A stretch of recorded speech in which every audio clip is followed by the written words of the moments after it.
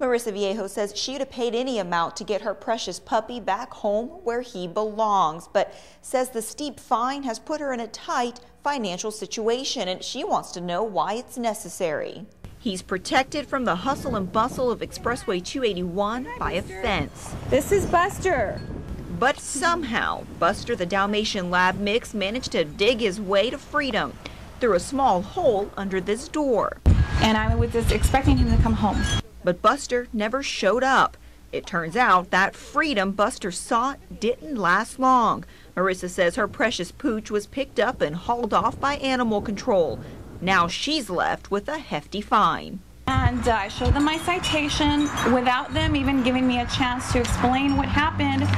Right away they tell me, $265, ma'am. Well, wait, let me tell you, it's $265. To make sure that Buster couldn't escape again, Marissa went straight to the store and got some material to block off this hole right here. But she ended up having to take it a step further and now has to keep Buster tied up. It's not an ideal situation, but it's the only way Marissa can guarantee Buster will stay in the yard. Oh, I don't want it to happen again. I can't afford to be dishing out $265.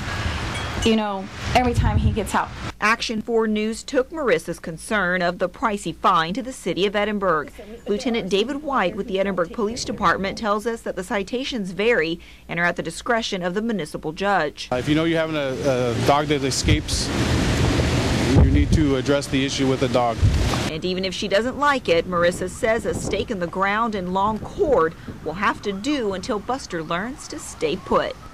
Lieutenant White says if someone is having trouble trying to figure out how to keep their dog inside a fenced-in yard, they can always call Edinburg PD. He says a police officer can go out and assist you in trying to figure out what the problem is. In our Hidalgo County Newsroom, Katie Lopez, Action 4 News.